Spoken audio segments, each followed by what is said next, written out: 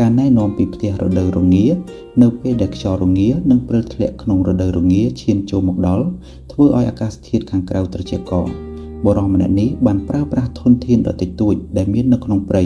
ដើម្បីសាងសង់ជម្រកមួយដែលអាចទប់ទល់នឹងភាពរងាបានយ៉ាងល្អខាងក្នុងមិនត្រឹមតែទូលាយទេថែមទាំងមានចង្ក្រានកម្ដៅដ៏ធំមួយទៀតផងសូម្បីតែខាងក្រៅធ្លាក់ព្រិលដល់ក្រោម-30 ដឺក្រេក៏គាត់នៅតែអាចអង្គុយក្បែរចង្ក្រានដ៏កក់ក្ដៅនិងញ៉ាំអាហារដ៏ឈ្ងុយឆ្ងាញ់ដែលគាត់ធ្វើដោយផ្ទាល់ដៃការស្វែងរកទីតាំងនិងរៀបចំដីសាច់រឿងចាប់ផ្ដើមនៅក្រោមដើមឈើបុរាណដ៏ធំមួយដែលឫសរបស់វាលេចចេញមកក្រៅដោយសារតែបំណាក់ដីបុរសនេះបានដើរកាត់ទីនេះហើយក៏មានគំនិតមួយគាត់ចង់កែច្នៃរន្ធឫសឈើនេះឲ្យទៅជាផ្ទះសម្រាប់ជ្រកកោនគាត់ចាប់ផ្ដើមជីកកាយរៀបចំដីជញ្ជាំងចំណាយពេលអស់ជាង2ម៉ោងទើបសម្អាតរូងនេះបានស្អាតល្អ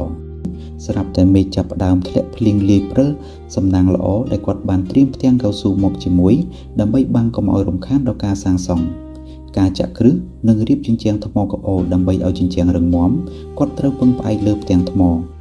គាត់ដើររើសផ្ទាំងថ្មរលោងៗពីមាត់អូរឡងរួចយកដីស្អិតពណ៌លឿងតាមជម្រាលភ្នំលាយជាមួយទឹកអូរដ៏ត្រជាក់បង្កើតបានជាស៊ីម៉ង់ធម្មជាតិដ៏ស្អិតល្មួតល្អបំផុតគាត់ចាប់ផ្ដើមរៀបជញ្ជាំងថ្មម្ដងមួយស្រទាប់បន្ទាប់លាបជាមួយភក់យ៉ាងរឹងមាំដូចភ្នំថៃសានគ្រាន់តែមានទុកចន្លោះសម្រាប់ធ្វើចង្ក្រានភ្លើងនិងបំពង់ផ្សែងនោះទេព្រោះនៅទីនេះត្រជាក់ណាស់មានតែពន្លឺភ្លើងទេទើបជាក្តីសង្ឃឹមក្នុងការរស់រានមានជីវិតការធ្វើគ្រោងឈើនិងដំបូលពុំពេលនេះព្រិលរាំងបន្តិចហើយគាត់ក៏ប្រញាប់ទៅកាប់ឈើដើម្បីយកមករៀបជាគ្រោងទ្វារនិងដំបូលគាត់មិនប្រើដៃគោលទេតែគាត់ប្រើបច្ចេកទេសឈើប្រគៀបគ្នាបែបបុរាណដោយការដាប់មុខឈើបញ្ចូលគ្នានិងដោតស្នៀតឈើពីលើដែលមើលទៅរឹងមាំនិងមានសិល្បៈមែនទែនពេលកំពុងសាងសង់ក៏មានសត្វសាឡាម៉ាន់ឌឺតូចមួយមកលេងជាភ្ញៀវផងដែរគាត់រៀបជញ្ជាំងថ្មបន្តរហូតជិតដល់លើរួចរៀបឈើធ្វើជាគ្រោងដំបូលមុននឹងដោះផ្ទាំងកៅស៊ូបាំងភ្លៀងចេញមើលពីចម្ងាយជម្រកមួយនេះពិតជាស៊ីគ្នាជាមួយធម្មជាតិមែនទែនប្រក់ដំបូលស្លែនិងធ្វើទ្វារត្បាញបន្ទាប់មកគាត់ទៅបកយកស្លែក្រាស់ៗពីដើមឈើចាស់មួយដើមដើម្បីយកមកប្រក់ពីលើដំបូលស្លែទាំងនេះជាអ៊ីសូឡង់ធម្មជាតិដ៏ល្អមិនត្រឹមតែការពារកម្ដៅនិងភាពត្រជាក់ទេថែមទាំងមើលទៅស្រស់ស្អាតទៀតផងឥឡូវនេះនៅខ្វះតែទ្វារមួយទៀតប៉ុណ្ណោះគាត់យកវ៉លីស្វិតនិងមែកឈើមកត្បាញជាមួយស៊ុមទ្វារគាត់ធ្វើត្រចៀកទ្វារ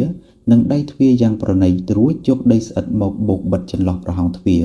ដើម្បីការពារកុំឲ្យខ្យល់រងាផ្លុំចូលនិងរក្សាកម្ដៅនៅខាងក្នុងការរៀបចំខាងក្នុងនិងការញ៉ាំអាហារក្បែរភ្លើងការងារខាងក្រៅរួចរាល់ហើយចូលមកដល់ការរៀបចំខាងក្នុងម្ដងគួតយកឈើខ្លីៗមករៀបជាគ្រែហើយក្រាលស្លែស្រស់ៗពីលើធ្វើជាពូកទោះមិនស្រួលដូចពូកនៅផ្ទះតែវាទន់ល្មមអាចបំបត្តិភាពនឿយហត់បានគាត់ឆ្លៀតធ្វើតុឈើជើង3តូចមួយដ៏រឹងមាំមួយទៀតផងយប់ធ្លាក់មកដល់គាត់ចាប់ផ្ដើមដុតភ្លើងផ្សែងហុយចេញពីបំពង់ផ្សែងធ្វើឲ្យខ្ទមមួយនេះមានភាពកក់ក្ដៅដូចនៅផ្ទះពិតៗដល់ម៉ោងរង្វាន់សម្រាប់ខ្លួនឯងហើយគាត់ជៀនសាច់ក្រកចាក់ពងទាដែលមានលាយឈីសហើយដាក់នំម្សៅពីលើអង្គុយហូបអាហារដ៏ឈ្ងុយឆ្ងាញ់នៅមុខចង្ក្រានភ្លើងយ៉ាងកក់ក្ដៅអារម្មណ៍មួយនេះពិតជាមានសេចក្តីសុខណាស់ពេលវេលាសម្រាប់ញ៉ាំឆ្អែតហើយ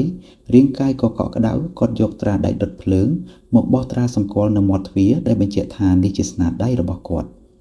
គ្រប់យ៉ាងរួចរាល់ហើយគាត់ទម្រាបខ្លួននៅលើគ្រែក្នុងផ្ទះតូចដ៏មានសុវត្ថិភាពមួយនេះហើយលំលក់ទៅយ៉ាងស្កប់ស្កល់